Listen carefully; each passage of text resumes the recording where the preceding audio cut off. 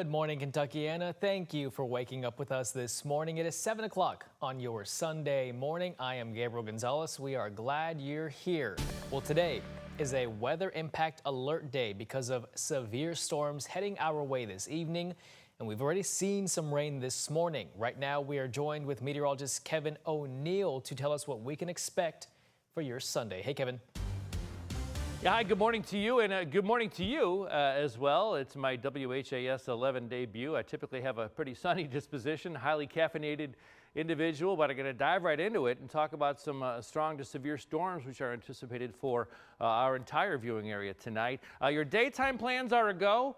If you want to make plans outside, go for it. I'd wrap them up by dinner time. That's when the action starts. Indeed, the Storm Prediction Center, this is from the National Weather Service, and those outstanding men and women, they assess risk throughout the country, and there is no area, look at that, we're talking about the bullseye here, there is no area more likely to receive strong to severe storms than us tonight. Again, we're at an enhanced risk, level 3 for strong storms. So what are we talking about? We're talking about the hail, localized damaging wind gusts. We're going to talk about tornado risk as well. So again, make sure you're plugged into us on social media. Our Twitter, I'm always going to call it Twitter. Our Twitter feed is WHAS11. And of course, our Facebook page as well. Make sure your phone is set up to receive those emergency alerts. So God forbid there's a tornado one town over. Want to make sure you and your family stay safe. So during the full forecast, in about 15 minutes, I'm going to take you hour by hour with Futurecast to time everything out for your neck of the woods. Back to you for now. All right, thank you, Kevin. And now is the perfect time to download the WHAS 11 app. It'll send you the latest notifications of any severe weather right to your phone. Plus, if you lose power, we stream all of our newscasts so you can stay up to date no matter what. Reaction this morning after gunshots were fired in downtown Louisville between two groups of teenagers, some as young as 13 years old. It happened near the Big Four Bridge on Friday, at the tail end of Louisville's National Youth Violence Prevention Week. WHAS 11's Clarice Shaley and photojournalist Aspen Hester spoke to advocates for ending gun violence on what they see curbing violence among teenagers.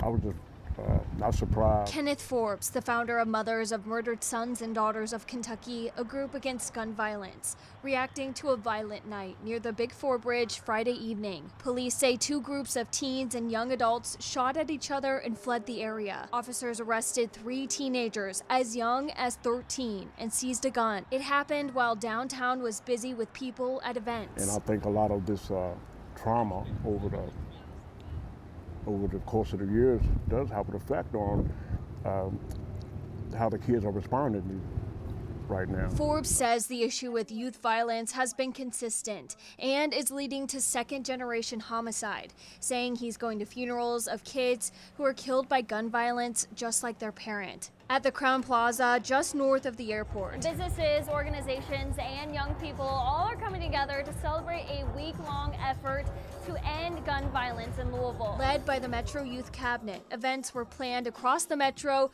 for National Youth Violence Prevention Week, centered around teenagers' interests, like a basketball tournament. It's just absolutely amazing seeing these youth coming out all week and actually getting along and participating. Absolutely feels amazing knowing that, hey, we are doing the right thing, we are taking the right steps. With Friday evening's incident, advocates know the work doesn't stop when the week ends. When we have our meetings, a lot of parents are still angry, and it's not addressed. Having them see each other and understand, wait a minute, you're going through the same thing that I am going through, and I never really realized it, so we have to unite. Continuing to inform people of resources that are available as the fight continues. In Louisville, Clarice Shaley, WHAS 11 on your side. And there were no injuries reported after that incident. Well, LMPD is investigating another shooting, this time after a juvenile was shot near the Hikes Point neighborhood. That's near St. Matthews. It happened just before 9:30 Saturday morning on Church Court. While officers were on their way to the scene, a boy arrived at the hospital by private means with a gunshot wound. Police say the boy was shot in the arm and is expected to survive. LMPD believes all parties in this case have been accounted for.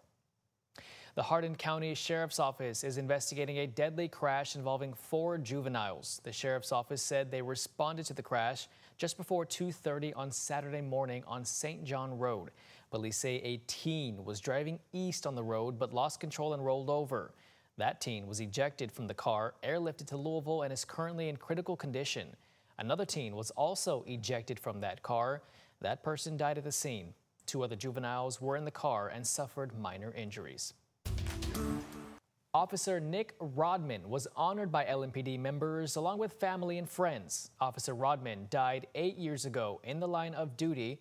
That was March 29, 2017. His family emphasized how he was a loving husband, father, and community servant.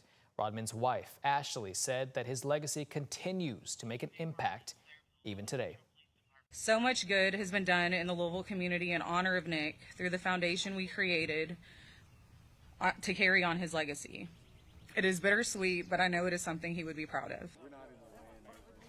This past week, Mayor Craig Greenberg honored Rodman by renaming Windsor Park to Rodman Legacy Park. The park will open later this spring. Well, burning leaves led to 2 homes catching fire in New Albany. The New Albany Fire Department says they responded to the homes on Silver Creek Drive around 4 o'clock Saturday afternoon. According to the fire department, the fire was caused by a homeowner burning leaves. New Albany police tried to put the flames out until firefighters arrived. The incident resulted in a small woods fire that caused major damage to 1 home and minor damage to another. No injuries were reported in that incident. Well, one of the nation's top vaccine officials has resigned after Robert F. Kennedy Jr.'s confirmation as Health and Human Services Secretary. Dr. Peter Marks, who worked at the FDA for more than a decade and played a critical role in the development of the COVID-19 vaccine, penned a scathing resignation letter obtained by ABC News. In it, he writes, quote, "It has become clear that the truth and transparency are not desired by the Secretary, but rather he wishes compliant confirmation of his misinformation and lies," end quote. He also warned of an incoming assault on scientific truth. During his confirmation hearing, Kennedy stressed his focus on safety when it comes to health care. News reports have claimed that I'm anti-vaccine or anti-industry. I am neither. I am pro-safety. Dr. Marks's resignation comes as more than 480 measles cases has been confirmed nationwide, mainly in unvaccinated children.